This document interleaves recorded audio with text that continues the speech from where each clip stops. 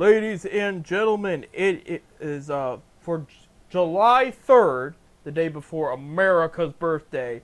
We're filming here on July 1st, Bobby Bonilla Day, and this is your 10 Cent Beer Night Independence Day edition show. I'm Seth. I'm Bob. And thank you guys for tuning in every Wednesday, 7:30 to 8:30 p.m. Eastern Time here on FifthDimensionRadio.com, YouTube, Facebook, all that fun stuff. So we'll get right to it because there is a lot to talk about. But of course, we're in baseball season, so pun intended, we are leading off with baseball. And last week, a weird week for the Guardians. They went 3-4. The good news is they won the series against Baltimore in Baltimore. That was big. Then they go to Kansas City and lose 3 out of 4. And that just made the division race a little tighter there. So there's still 7 games. We're still up 7 games. Yeah. 6-7 to Kansas City, 6 against Minnesota. Right. Yeah, so Minnesota was creeping up there while Kansas City was winning games there. So yeah, like I said, not bad, but not the result they were looking for. But I think the big thing was they hit the ball very well against Baltimore, won those games. They had one good hitting game against Kansas City, but the pitching gave up a lot of runs against Kansas City. A lot of home runs. Of course, your two biggest culprits is McKenzie, which they sent down to get some work down there, to work on whatever, and Logan Allen. Both those pitchers have given up more home runs than any other combination of pitchers in all of baseball. Right. So, yeah, it hasn't been good. I will tell you, too, I was looking at, because every Sunday night wraps up a week of fantasy baseball. Emmanuel Clase only made 2 appearances this past week, so they were really in the game. Like, so far they didn't need him, or it was like close, and they either put him out for. I think he had 1 save, but the other time was just to hold the fork down so they could try to come back. So yeah, they won the first gig against Baltimore 3-2, won the second 10-8. Lost 2-4 on Wednesday. Then against Kansas City, the first game went well. They lost 1-2, so that was just it. They lost 10-3 on Friday night. The game they lost 2-1. The Guardians left the bases loaded twice in that. So. Yeah, right. Opportunities were there. They didn't take advantage of it. They did beat them 7-2 on Saturday night, and then lost 2-6 there on Sunday. Looking ahead, our first week of baseball in July gets a little easier for the Guards here. Tuesday, Wednesday, and Thursday, they're off tonight on Monday. They will be playing the Chicago White Sox in Cleveland. No, the Chicago Cubs. Is the White Sox? It's the White Sox, yeah. I know the Cubs are coming to town. The Cubs are soon, but not yet. And here's the thing with the White Sox. You still got to be careful because some of their starting pitching is still very solid. The bullpen, okay, and their hitting not great. So as long as you can put a few runs on the board, you could be okay. Well, they're playing. The White Sox. They're not winning a lot of games, but they're playing better than they did. Right. They're playing people tough. They're staying in games. Right. And I know that Crockett, that's red hot, the lefty that's playing very well. His name's been on trade block, but White Sox recently said this morning they will not rule an extension if they can come to terms on one. But he is in like much trade talks, including the Guardians. His name has popped up there. His name's popped up even for the Dodgers, who are having starting pitching injuries, and there's a couple more teams too. I think even the Yankees have mentioned about talking, and the Red Sox, who are hanging in there. So it's some bigger market teams have talked about him too. But if the White Sox decide to keep him, he's not that old. It might be the best route for Chicago there. Their best lefty, I think, since Chris Sale. He's really played well. And then holiday weekend, so right after the 4th, the 5th, 6th, and 7th there, they play the San Francisco Giants. Now, here's a team, you look at the record, it hasn't been the greatest season for them, but of late they played well. They just won a series against the Dodgers over the weekend. And, when it was a walk-off on Friday night, and it was a beatdown on Sunday. And if it wasn't for good pitching by the Dodgers on Saturday, they probably would have swept them. So you cannot take that Giants team lightly. They're going to have to bring their A game if they're going to beat them. But like Bob said, McKenzie was sent down. Gavin Williams, 2021 first-round pick, he is back. He will be taking McKenzie's spot in the rotation. And so we'll see what happens from there. But I look, we're going to have to give McKenzie at least Williams a couple starts before we really see if he can go back to old form. Right. They're going to. But I guess the other day down in Columbus, he threw 84 pitches, so he's got the strength there now. Right. So. Right. So that's good. Awesome. So yeah, something to watch out for there. Bob, in a couple weeks is the Summer Classic. Okay. Jose Ramirez made the finals for American League third base. Stephen Kwan, even missing some games, made the finals for the outfield. You know, he's only 7 games away from getting back into the batting championship. Right. And if he would be in there now, he's 50 points ahead of the second place guy. Rightfully so, absolutely. Here's my gripe. Kid's tough. He is. Here's my gripe, Bob. Josh Naylor, who is one of the league leaders in home runs and RBIs, did not make the finalists. And again, this is just for starting. This isn't reserves. He did not make the finals for first base. That kind of shocked me. Was that a surprise to you? Not really. Not really. You think the average really was? I think he'll be on the All-Star team. He ain't gonna be a starter. Right.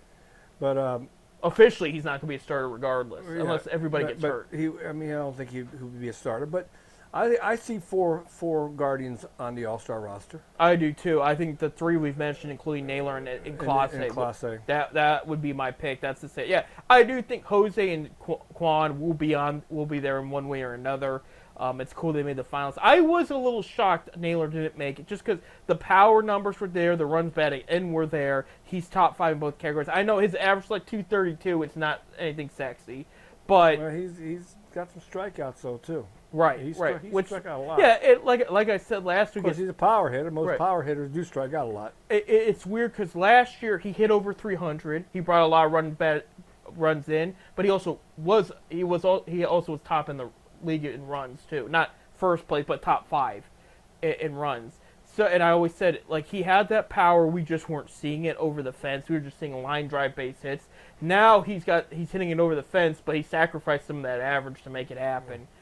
You can't always have it both ways. Sometimes you can, but this year for Naylor you can't. But I was just surprised to see that. But I do think he will be in heavy consideration there.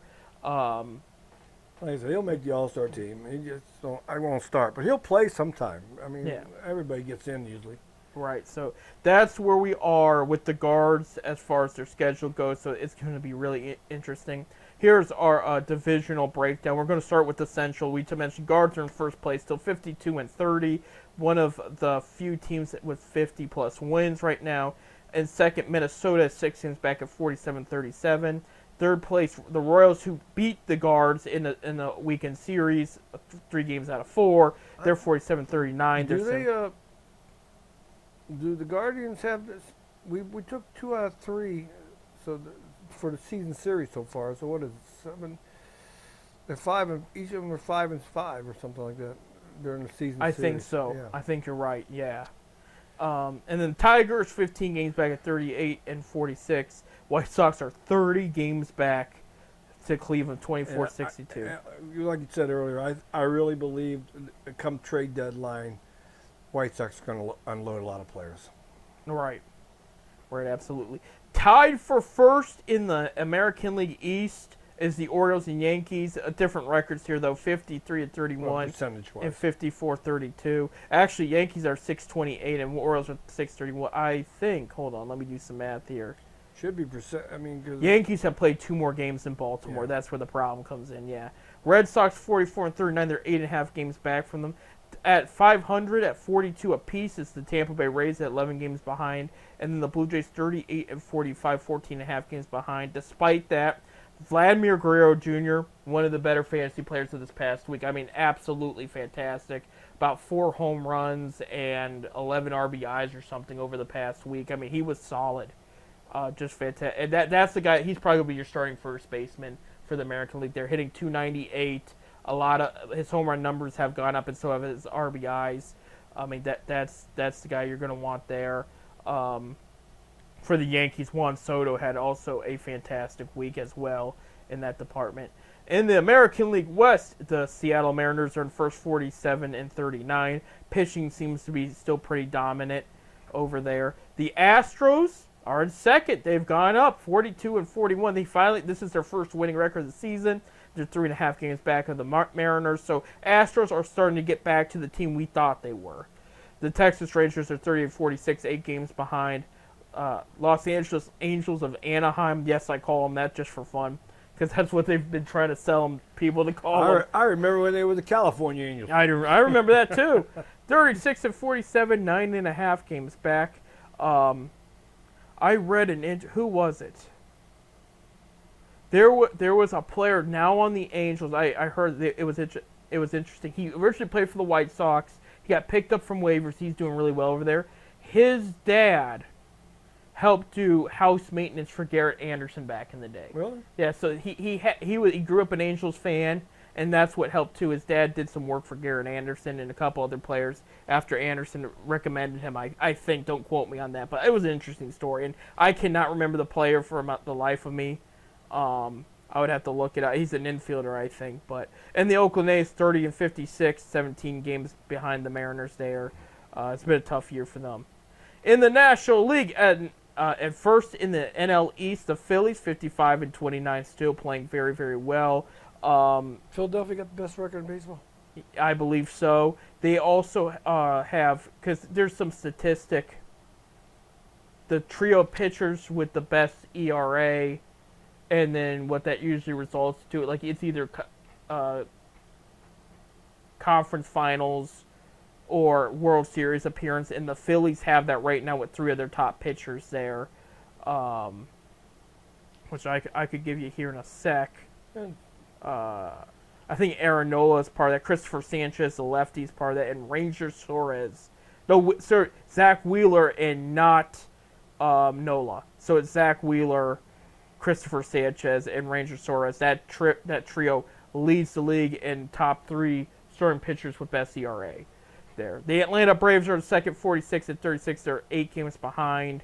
The New York Mets, 40-41. They're 13.5 games behind. They've been playing a little better of late. It is Bobby Bonilla Day, so they did pay him. And fun fact I found this morning from ESPN for Bobby Bonilla, he is getting paid more than San Francisco 49er star quarterback Brock Purdy is going to make this year. So that deal he has, but the Bonilla deal, he's making more money than some of these star players, you know. So Bobby Bonilla, he's had some good years. He had some good years, yeah.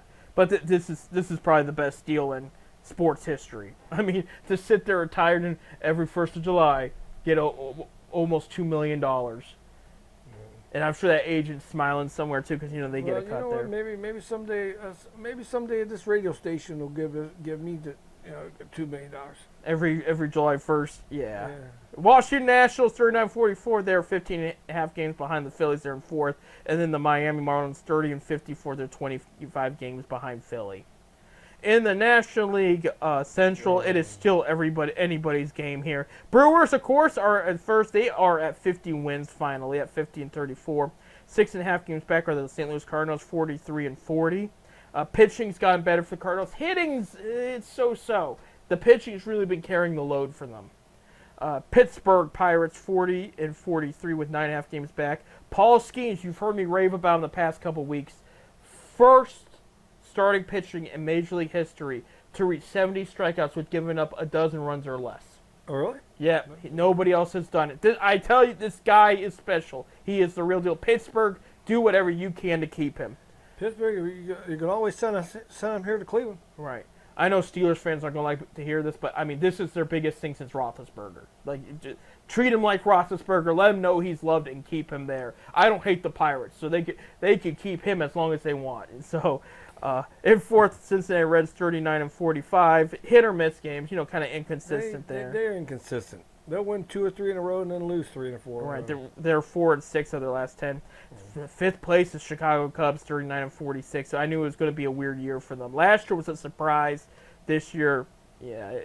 We just need to take the series from them when we do play them, the Guardians. Right. Los Angeles Dodgers 52-33, still playing some decent ball. You can tell with Mookie Betts gone, it's been a little tough, but they got some starters that are getting prepped and getting ready. I know they shut Clayton Kershaw down for a little longer just for precaution. That seems like it's getting to be an every year thing anymore. Right, he's getting up there in the game. You know, they still have some good pitchers there with James Paxton. He's been a surprise.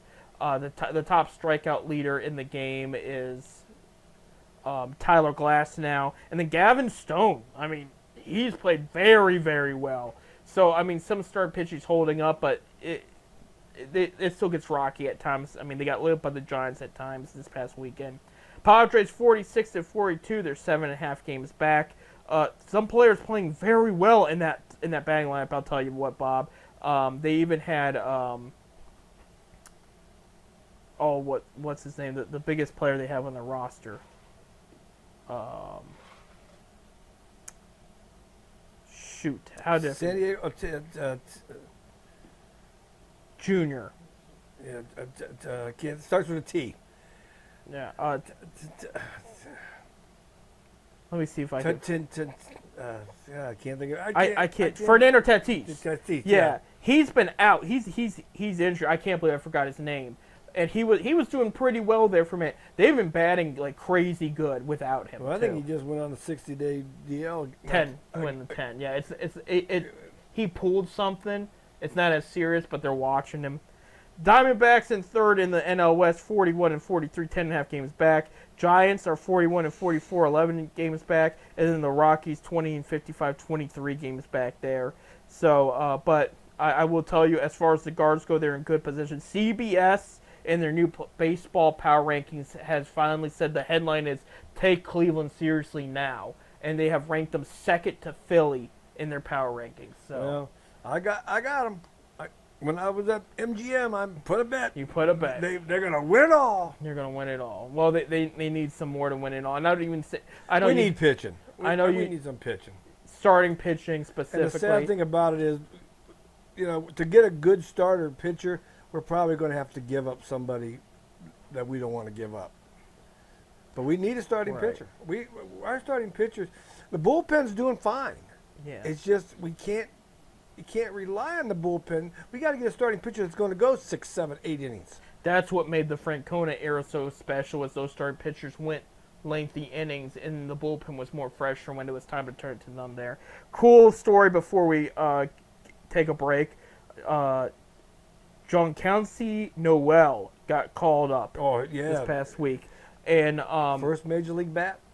That was a home run. What home run? But I guess he swung and missed at a really bad one, and then he hit the home run. Yep. They were showing Columbus Clippers clubhouse, the AAA. They really liked the guy. They really. Well, we seen him in Akron. Right. Noel. Right. We seen him in Akron, and he was a power boy there. Right.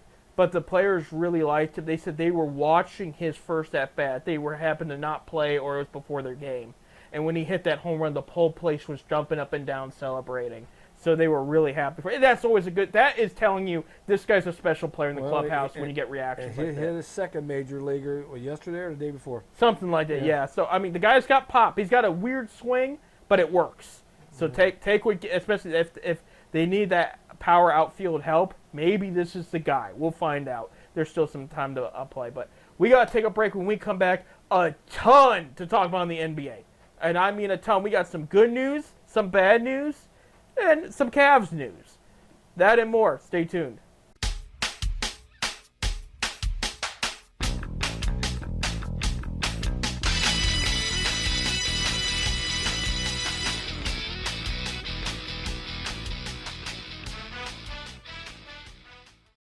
Welcome back to 10 Cent Beer Night here on this fine July 1st day. I know you're listening on July 3rd. It's a beautiful day out there.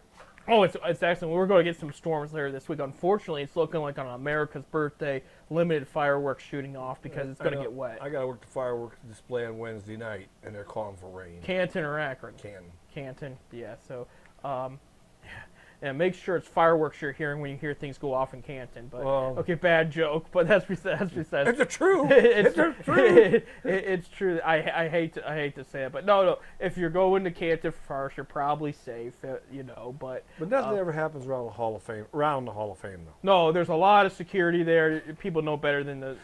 I shouldn't say that. We did have a shooting at the Hall of Fame not too long ago. Outside the Hall of Fame. Yeah, Akron and Canton are been very concerned. And parts of Cleveland too, but it is what. Just be safe out there. Most people are nice people and good people. But okay, NBA draft wrapped up this weekend. NBA free agency kicked off last night. Things are crazy. We're going to start off by saying we're going to start with some Cavs news. Okay, Kenny Atkinson officially the coach. He officially signed his contract during the draft. He did, so that was a done deal during the draft. Everybody has a head coach now because former Cavaliers coach J.B. Bickerstaff is going to Detroit. So he will be the Pistons coach. And I want to wish him luck. I like the guy. I did too, and he doesn't have far to move. He did put his Avon home for sale. And, yes, he had the problems during playoff times. Yeah. But during the season, he had a lot of injuries this past season. Detroit needs a rebuilding coach, and that's where he fits in well. I think he's going to be a good one at that. Yeah, and I mean, he's got a load on his plate. He got some help. We'll get to that in a sec. But things are going crazy. We're going to start with the draft here, and then I'm going to start by we'll talk about the other picks. But the first three picks of the draft, Zachary Rasacher from France, the small forward, was the first overall pick. He goes to the Atlanta Hawks there. CBS, I got the pro. He's been compared to Harrison Barnes in his prime. I know people think that Harrison Barnes for the first overall pick. Well, he good build, good scoring ability. It made sense for the Hawks there. And this is a pro. This is a guy that's ready to go right off the bat there. For the Washington Wizards, they had the second overall pick, Alex Sarr, center from France. So they took back-to-back French kiss. Huh? Yeah. And this is the first time, too, Bob, back-to-back first overall picks were from France. So Wembanyama last year, and you have Zachary this year. Sarr's been compared to Justin Jackson Jr. and a couple other players there, 7-footer. And then Reed Shepherd, the point guard from Kentucky, goes third overall to the Houston Rockets there. He's been compared to Deion Mitchell there of the Kings. It's some of the comparisons there. But, this was an interesting trick because, America's birthday's coming up, Bob. And this draft was mostly non-American, even the second round. Oh, my gosh. And I wondered why that was. You're seeing it more and more, though. You are. Interesting perspective from, and I forget which one, it was an ESPN analysis. He was talking to some scouts. And over here in America, if you're a certain size and position, they train you in that. If you're a 6'4", 8th grader, you're going to probably be a center, okay? So they're going to train you to be center. Overseas, you're trained at every position, regardless of height and ability. So if you're a 5'10" kid and freshman college age, you better learn how to play down low too. It's the way they do it. So these guys are being more prepared for all aspects of the game, and they're saying it's really made a serious impact. Well, in this draft. You're seeing a lot more foreign kids, European kids getting drafted. Right. We'll get back on subject here in a sec, but I didn't want to say because I'm getting breaking news. The championship winning Boston Celtics are selling the team. They said the majority of the team will be sold by 24, and the rest will be sold in 2025. You mean the ownership, new ownership? Yeah, they're selling. Yeah, new ownership. That's probably $1 billion. Right. Billion probably $4 or $5 billion, I would guess. Yeah, I mean that's a hefty price. I mean, just moving on. They got their championship, so they're ready to move on there. So, fast forwarding here into this draft here, the Cleveland Cavaliers 20th pick overall. This one surprised me. Jalen Tyson, forward out of California. He is 6'6". Guy is an offensive machine. He dribbles like a point guard and moves like a point guard, they said. great scoring ability. I did not know a lot about him before he was drafted. I'll be honest with you. I didn't even know he was on the radar, but he was. A CBS comparison to him, and I like CBS it's not everybody's right, but they give you a general idea. Their comparison to him was Isaac Okoro. So it's like, we get enough? So what you're saying, the CBS should start listening to the 10 Cent Beer Night show. They should, because you'll learn a lot more. You learn more. Some of the CBS people out there are kind of weird, but and I'm talking more on a local than national level, but that's besides the point. But Jalen Tyson, so Cavs went in this draft. They could walk away with a backup point guard. They could walk away with a wing, and they could walk away with a big man. They walked away with a wing. Jalen Tyson's the guy, and they said, and he even said, he's going to be a work in progress. He's probably not going to be in the G League necessarily, but well, if he's our first pick, I don't see him going to the G League. No. But he's not expected to play off the bat.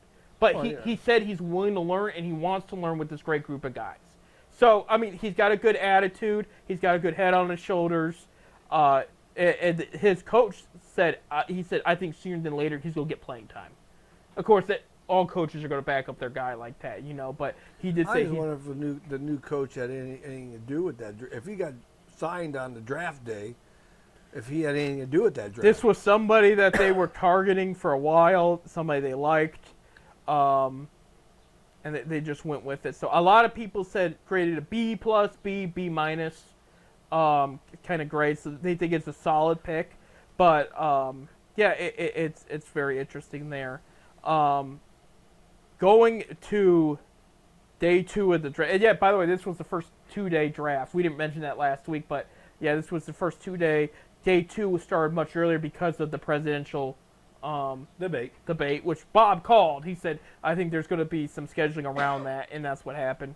The big shocker in day 2 was Kyle Flipowski from Duke. People had him as had him originally when the season started, a top 10 pick. Then he dropped to a mid. Then he dropped to a late first round. He didn't get picked till 32nd to the Jazz, which is a good fit for him. But that was the big shocker there. But Bob, and I know you're going to want to talk about this, and I want to talk about this. This is where the good news happened, and it happened at pick 50. The Indiana Pacers selected from the University of Akron, Enrique Freeman. Congratulations, kid. Ricky. I'll tell you what, we watched him 4 years at Akron U. And, the kid deserved this. I'm glad. Cause you talked before, about you don't think he's going to get drafted. But I wasn't sure. Yeah, it was up there. Could be a free agent, try to sign him. I didn't get to watch the draft, but I did watch the video that he put out. He's sitting at home when the draft came out. Of course, his mom and everybody's going crazy. Right. They don't call you until after you get picked. It's like the NFL where they call you right before you get picked. Or no, they changed that even too. A lot of them don't get the call until after. Yeah, you can tell he was surprised. Right. You can tell he was surprised. That whole room leaped. Congratulations, Enrique. Now they are going to. The other day I read that he's being considered to have his number retired and put in the rafter at Akron U. So right. With they're talking about sooner than later too. Yeah, they're talking about it could be this year. Right. I mean, and you think about it. I can't remember the last Zip that was drafted. Like we might be talking early 90s. Yeah, I think it was like 91, 92. Right. And here's the thing, Bob, and I gave you that statistic. This has got to be the first time a University of Akron player gets drafted. Nobody from Ohio State and nobody else from the MAC. Akron led and I know it's one guy, but I mean this has never happened before. Usually Ohio State has one guy. Yeah, Ohio State usually has at least one. There was nobody in the defense of Ohio State. A lot of the guys decided to stay for another year, but it still happened. Akron got a pick and Ohio State didn't. And if you want to talk about the state of Ohio as far as draft picks, Enrique was only the second one. We had a guy, it was in the first round. The Nuggets traded up. I'll tell you what, Enrique had a great career at Akron. This is coming from a kid that was a walk-on. Right. He didn't even have a scholarship. From Cleveland. From Cleveland. Yeah, Deron Holmes Jr. the pick was originally made by the Suns, but it was traded to Denver from Dayton, University of Dayton. The Flyers. That was the other Ohio pick there. So yeah, Dayton and Akron. Who would have thought? And that was a first-round pick there. But no, seriously, congratulations to Enrique. I have nothing against the Pacers. I know they're in the same division as the Cavs, but I was going to cheer for him no matter where he went, even if it was he Detroit. became the all-time zip rebounder. Right. He tied. We talked about this. Tied with 31 double-doubles on a season with David Robinson. And a couple of Blake Griffin's another one, yeah. I mean, Hall of Famer, Dave Robinson. So the kid had a hell of a career, and I wish him the best. I'm hoping that he makes the team, and if he makes the team, and when the Cavaliers play the Pacers, I'm going up. Right. And here's the situation with the Pacers. And I will be wearing my zip stuff. That's fine. So he can see it. He might start off in the G League first. The reason it's nothing against him, but the Pacers are not a rebuilding team. They made the Eastern Conference Finals, so they take him in as a project. I don't know who the Pacers G League team is. I would have to look it up. I know the Bulls. They did lose a key big man. We'll talk about that in a little bit. So that might open up a chance for him to get a position there. And it was a power forward. They lost. So it hasn't been ruled out. But the other thing we do need to talk about is a couple picks after Freeman at the 55th pick. The Lakers did select Bronny James. And why that's a big deal is it's solidified. We have been wrong. We did think LeBron was coming back. I thought for sure he was. There was reports the Cavs were trying to get back in the second round. We don't know if it was for him or not. But the price was too high. And I think the price was high because teams were like, no, you might get LeBron back. So there was speculation there. But here's the bottom line. If LeBron was going to come back to Cleveland, Bronny would have went undrafted and signed with Cleveland. He got drafted by L.A. And then I found out this morning there is a $37 million mega mansion being built right now in L.A. that's LeBron's. And it's going to be his retirement mansion. So he has committed to L.A. And here's the thing. It's like, LeBron can do whatever he wants to do. I wish his son... he is from L.A. Lower Akron. Lower Akron. Yeah. And I'm from the same area. So he can do whatever he wants to do. That's his choice. I will still sit here and argue he would have benefited more from coming back. And it's not just because, Seth wanted him back, the Cavs fans wanted him back. He takes a pay cut and joins this team, like I said. He wins the next 2 championships and ties Jordan. Okay? His son can be part of a coaching staff that is really good at developing players. And I'm talking about the new Atkinson staff, too, by the way. Atkinson's also very good at that, too. They brought him in to win now, but he's very good at developing point guards and big men. That would have benefited Bronny more than what they have in L.A. I always believe it was set up that way. Was. I told you the Lakers was going to take him. The agent told the other teams, if you take him, he's going to play in Australia next year. He's not signing. That's what he told the other teams. He said he's got a plan. He said the team he picked knows the plan, and that was the Lakers. And so here's the situation. LeBron opted out of his deal, so he's going to sign a max deal with the Lakers eventually here. I wish him the best of luck, but the way the Lakers are set up, they're not expected to win anything. I'm looking at that West, and I am taking consideration the Lakers were 1 game better than the Cavs this past year. Okay, Cavs had some serious injury woes and still found a way to win. They had a lot of injuries. But the Lakers, I'm looking at because they keep saying about, we're going to add another star piece.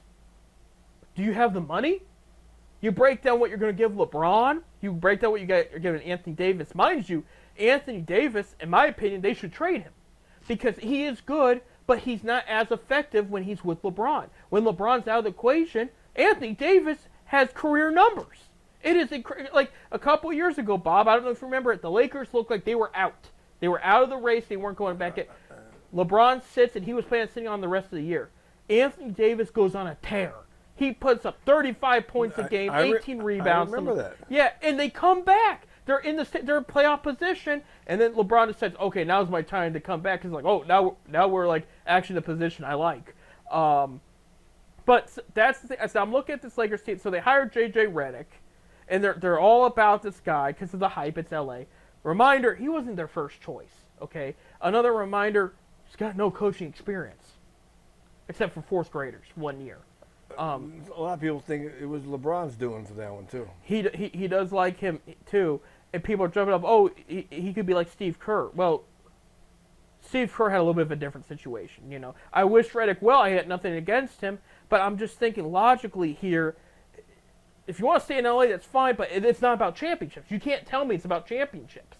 It's got to be about money in the spotlight. That's all it's got to be. Because logically speaking, I'm looking at this team and what they need. And here's the other thing: is LeBron's friends, the people that are really close to him, are either retired or somewhere else. And then we're running a little bit out of time. We'll talk more about it in the next segment. But he had close friends have already signed elsewhere. So I just don't understand this LA opportunity. It has to be about something else. It can't be about, As far as Bronny, I wish him well. There's a lot of gameplay he needs to catch up on. He will be with his dad, so that's a plus.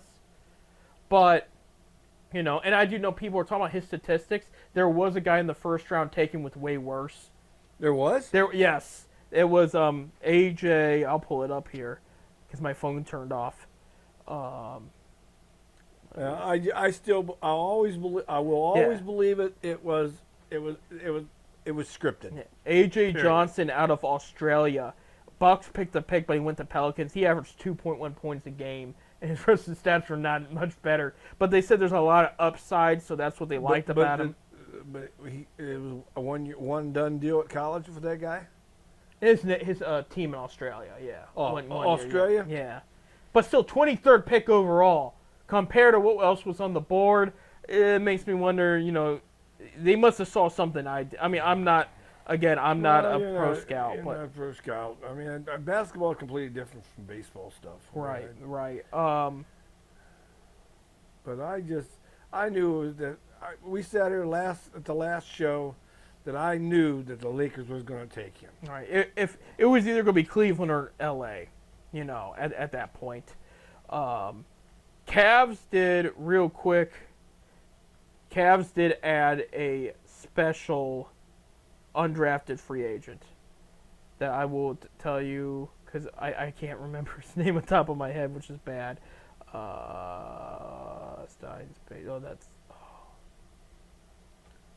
Let me see. We're about out of time here. Shoot. We'll take a break, and then we can come back with that. You can come back with that question. It's not a question. The answer. Right. Yeah, we'll take a break because we got a lot to talk about in the NBA. We're going to do the rest of the segment's going to be NBA today because a lot of things are happening as we speak. We'll take a break, and then we'll talk about the Cavs' potential moves coming up in free agency. Stay tuned.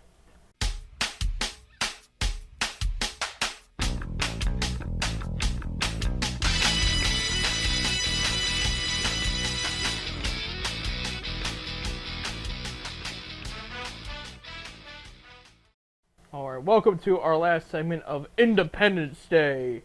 Ted said beer night. The 4th of July. Technically the 3rd for this show. It's the 3rd. That's why we had a show, by the way. If Independence Day was before, we probably would not have had a show. Technically, yeah, we're on the 3rd, but there are a lot of places that are having fireworks on the 3rd. Should be, rightfully so. And the 4th, and the 5th, and the 6th, and I'm sure neighborhoods are going to have fireworks all week. Right, absolutely. The player I couldn't think of before we went on break, DJ Burns for NC State, the big power forward that tore it up and got noticed and led his team to the Final Four. That's who it was. He lost 45 pounds before the draft. Cavs want to give him a shot. He's going to be on the Summer League team, could potentially join the Cleveland Charge at this point. People said, hey, if he could get together, he could be the next Zach Randolph, which was a great player for the Memphis Grizzlies at a time. So if they picked up the next Zach Randolph and it did work out that way, that's a huge pickup. Physically and literally, it's just big. Yeah, it's a big old pickup. But before we get back to the basketball end of things, got to mention the big NFL news that happened this past week. NFL lost their case for the Sunday ticket. Did you hear this? Yeah, millions of dollars. $4.7 billion. Well, do I since I got the package on my TV, do I get the money? I don't think so.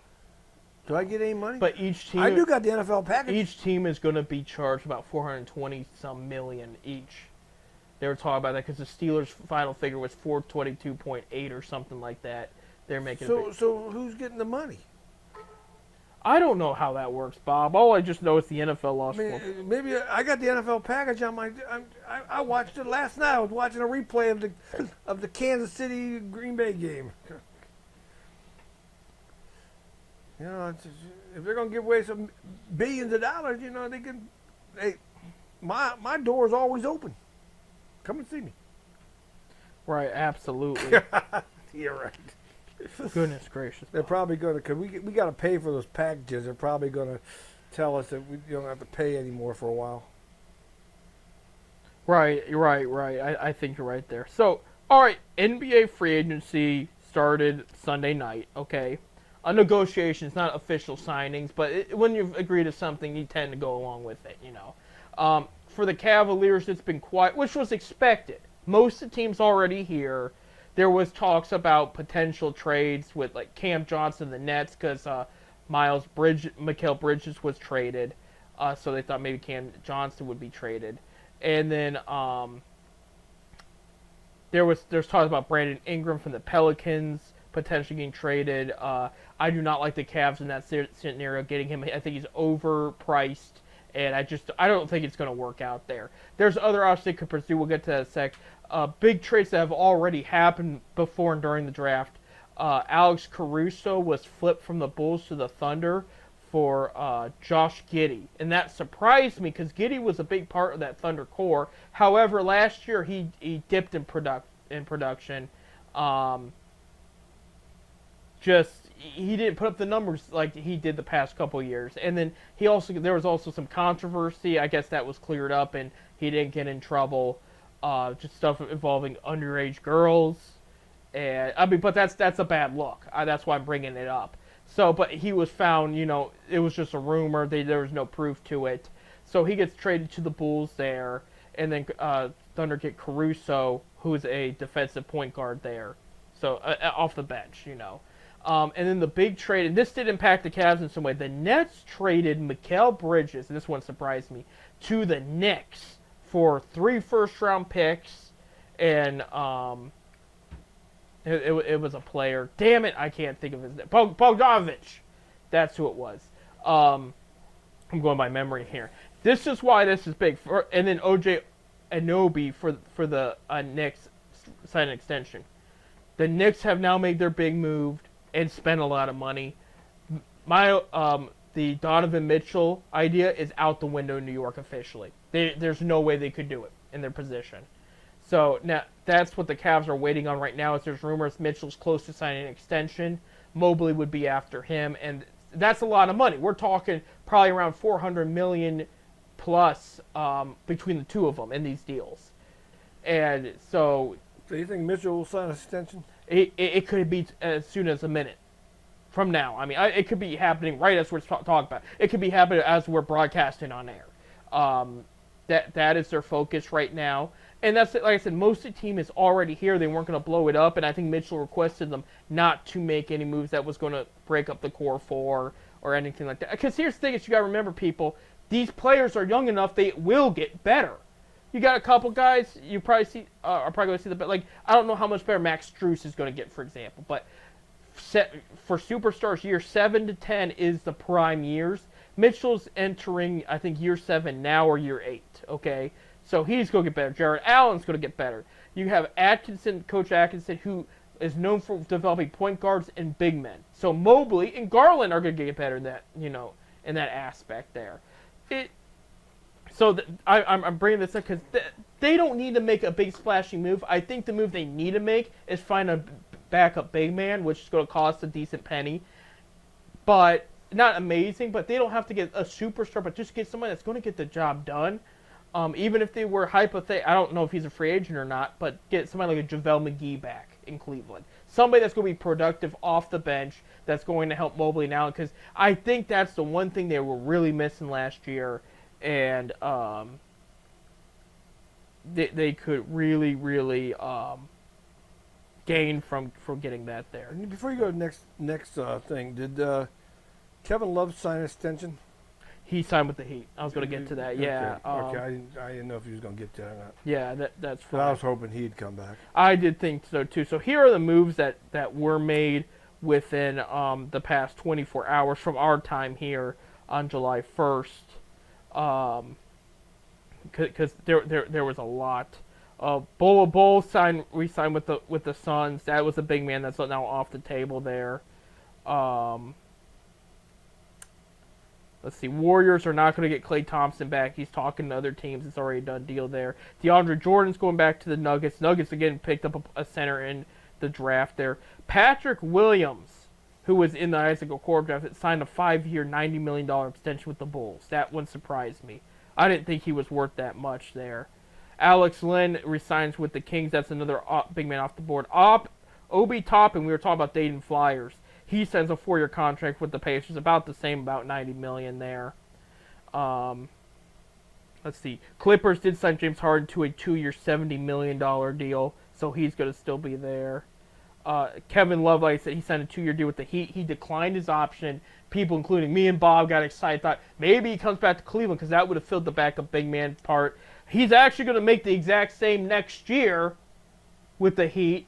It's just he wanted another year on top of that, so we'll see what happens there. The 76ers are off to a crazy good free agency. It started off with Andre Drummond, former Cavaliers, signing a 2-year deal with them, so he'll be their backup center there. Clippers did pick up Russell Westbrook's option, but they're trying to trade him there. Clippers also, get this, so Clippers have had an interesting free agency. So they pick up Westbrook's option. They signed James Harden. They also signed Derrick Jones Jr., who the Cavs were looking at. They also signed former Cavalier Kevin Porter Jr. Now, Bob, I don't know if you remember that story. He's missed a whole year in the NBA because last summer he physically assaulted his WNBA girlfriend. And the Rockets cut him, okay? So when that happened, he was out of the league for a while. He started playing in Greece in April, tore it up. I mean, it was like 24 points a game, 8 rebounds, 6 assists, got a triple-double. And now the Clippers, which it doesn't surprise me, if anybody team's going to take a troubled player, it would be the Clippers. They signed him to a 2-year deal. Now, the first year is a veteran minimum, so they're not spending a lot of money on. I mean, a lot to us. Well, he's getting a chance to get back in the NBA. Right. I mean, this might be his last chance there. So, I mean, only the NBA can do that. We got a guy named Trevor Bauer trying to get back into baseball, and we won't let him. Right, and he was innocent. He set the Mexican in personal record 18 strikeouts in a game recently. His slider's doing 98 miles per hour, Bob. I don't know why the Guardians don't go after him. Somebody needs to, and I do think somebody will. I'm dead serious. I think wait till after trade deadline. When somebody doesn't get the guy they wanted, he's going to get a call, and they're going to say, "Hey, we would like you to come in, and we'd like to sign you for the rest of the season." It sounds the same way as that, Porter Jr. thing. The difference is Bauer didn't hurt anybody, but Porter did a lot. Yeah, Right. What about the NBA? That's what I don't like about the NBA. We'll see what happens, and I do wish him well because we saw his best game as a Cavalier, Bob, in person against the Heat. I mean, he had a lot of talent, and he would still be on this team. I don't know if Mitchell would be on this team though, if Porter was still on here, but I mean, he would still be here. I would like to think both of them would be here, but that is what it is. Sixers also, I forgot to mention, signed Eric Gordon to a veterans minimum 1-year deal, so that will help him. Chris Paul, friend of LeBron James. LeBron's always wanted to play with the guy. He gets released by the Warriors, so this is his chance, right? Wrong. He took a 1-year, $11 million deal to the Spurs. A bottom 5 team, but again, they do have Wembanyama, who has played very well. You get him a good point guard that's going to move the ball. But the guys always talk about he wants to win a ring. He wants to win a ring, but he likes to help the young teams too. But, I mean, he took $11 million right off the top. And he's up there in age. But how old is Paul? He's in his late 30s. He's got to be up there with LeBron. Him and LeBron played. I mean, they've been in the league together. Yeah, not at the same time, a couple years after. But, yeah, I mean, he's on, but he's still productive, and he's going to the Spurs, yeah. $11 million. The Wizards, again, one of the worst, probably technically the worst team last year, putting record aside, signed Jonas Valanciunas, big center, 3 years, $30 million. And that is a big pickup for them. It helps them right under the basket there for a while. I mean, the guy's healthy. He's productive. He's not going to take over a game, but he will give you 12 to 14 points a game and 10 to 12 rebounds a game. I mean, he's a double-double machine. Pistons did sign Cade Cunningham to the rookie max, which was about $225 million, which was a big deal because Cade hinted he might want to get traded. But he's going to take the money. He's going to trust in J.B. Bickerstaff, and they're going to move forward with that there. Mavericks signed Najee Marshall, who was with the Pelicans, to a 3-year deal, so the Western champions are making some moves there. Sixers re-signed Kelly Oubre, so they're making big moves. And here's the biggest move for the 76ers. They signed Paul George, forward that was with the Clippers, 4 years, $212 million. That's their big pickup. That's their big star free agent pickup. And Tyrese Maxey, who's already on the team, signed the max, 5 years. I think it was about $35 million per year or something like that. It was a big contract. Wow. So Sixers are pretty much done for the offseason, but they loaded up in the first 24 hours. They told you, hey, we're here seriously, and we're going to show you. Aaron Wiggins re-signed with the Thunder for a 5-year deal. Jalen Smith, who I was telling you about, Bob, from the Pacers, he signed with the Bulls. This could open up for Enrique to find a spot on the team. I hope. I mean, I don't wish him any. Former Cavalier, now a former Knick, Isaiah Hartenstein signed a 3-year, $57 million deal with the Thunder. And that's going to help. The Thunder are a very good team. That's going to help them out a lot. Tobias Harris signed a 2-year, $52 million deal with the Pistons. I wonder if JB had something to do with that. He really wanted Tobias with the Cavs a lot. Did not ever work out. And, Tobias is coming off kind of a weaker year in his career, but he's still productive, and especially for a Pistons team that needs a lot, this is going to help. Let me see. And then Bucks signed Dallin Wright to a 1-year deal. And then the last move that has been made during this, a lot of stuff is going to happen by the time you listen to this. Derek White of the Celtics signed a 4-year, $125.9 million extension after helping them win the championship. Yeah, a lot of money to be given out. And this just in. Klay Thompson has signed with the Dallas Mavericks 3 years, $50 million. So that's official. LeBron didn't get him either. So he's going to the Dallas Mavericks to help them eventually win a championship. Is the plan. Oh, LeBron don't get anybody. He got what he wanted. He got his son. It's going to take more than his son and a new coach. I wish Bronny all the best, man. But right. So again for the Cavs, what should they be looking at? I would say basically backup center. People bring up backup point guard, but they got Craig Porter Jr. too. If you remember him, he signed an NBA extension during the season, 4 years. They really don't need much. They got a coach they think is going to send them in the right direction, refocus them. And what I like about this new coach, Bob, they're bringing up is, I've explained a lot about his history and about what he brings to the table. They were talking to him about offensive strategy. And I really liked what he had to say. He goes, the past couple of years, this team has been centered the offense around Donovan Mitchell. He said, we're not doing that. He said it's going to be centered around the whole team. You're going to pass the ball and find the best shot, and that's going to open up more chances for Donovan too. And that's how you have to do. He came from. That's the way basketball should be played. He came from a Warriors team that did do that and won championships.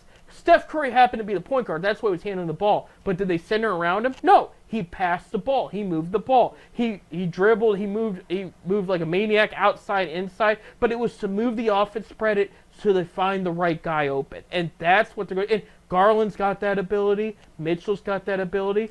We even found out during the first 2 games of the series against the Magic, Mobley has that outside shot ability. Like, they got him wide open, and he was hitting threes like crazy.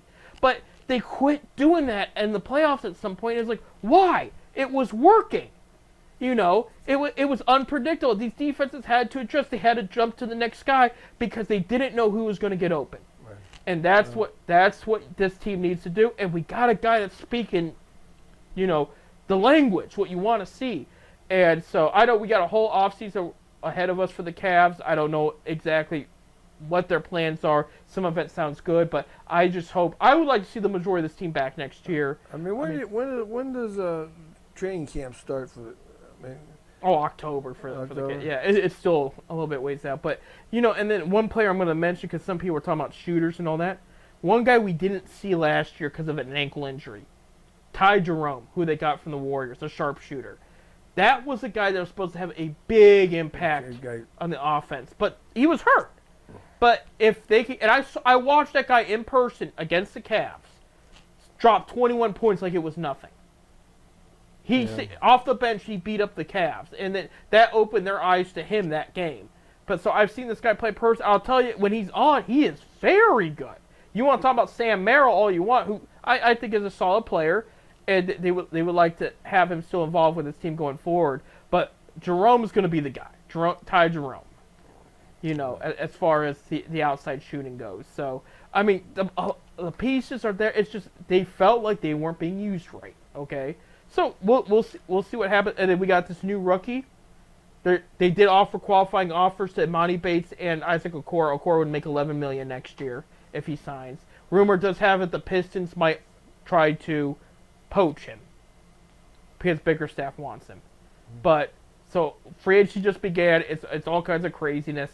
Even the biggest free agent, maybe not talent-wise anymore because he's barely regarded top 10 player. But LeBron James is a free agent, and that's not a diss at him either. He's older, okay? If you look at the power rankings of the impact players right now, he's not in the top 5 anymore. He's not going to go anywhere. He'll resign they're talking $161 million for 3 years. See, but he's 38 years old. Let him do it. Apparently it's not about championships anymore with him. So it is what it would be about championships. If Bronny wasn't there, I'm telling you. If he went to Cleveland, it'd be about championships. I think. But Bronny had to come to Cleveland though. Right. He got what he wanted. He got what he wanted. Right. He got his son, a kid to personally don't belong in the NBA yet. I'm sure that he should have had another year of college ball. That's my opinion. Right. I do think he's going to be a work in progress. Again, he was a second round pick. And that wasn't just because of his dad. It was the lack of production in the college level. Yeah, it happened. I wish it well. I really do. I mean, it's not a really great recruiting class out of college if 2 French guys are getting taken right off the bat. Think about it. It's. Personally, on that note. personally, we got 2 French guys. Most of the second round was 4-2, but all I have to say about the LeBron James family: hey, Bryce, go to Akron. Come on, do what your dad could to take Akron to the promised land. I just renewed my season tickets for Zip basketball and football. I had to get the football, but there's a different story in that one. Okay, hey, we gotta go, guys. Have a safe and good 4th of July. Don't blow your fingers off, but enjoy. Have some good barbecue, good eating. Go to a baseball game if you can. I know our Rubber Ducks are not in town this week for the fireworks. So there will be fireworks in Akron, but there's going to be no... Downtown at... Canal Park. Canal Park. Yeah, Canal Park will still have them. But, our Ducks are not going to be in town. Lock 3. My American Ducks hat right here if you're watching the feed. Oh, yeah. Yeah. I just noticed I love this hat. I wear it all the time this time of year. But, hey, we got to wrap it up. With all things being said, no matter if LeBron's on the team or not, no matter what they do in free agency, go Cavs, go Guards, go Ducks, and go America.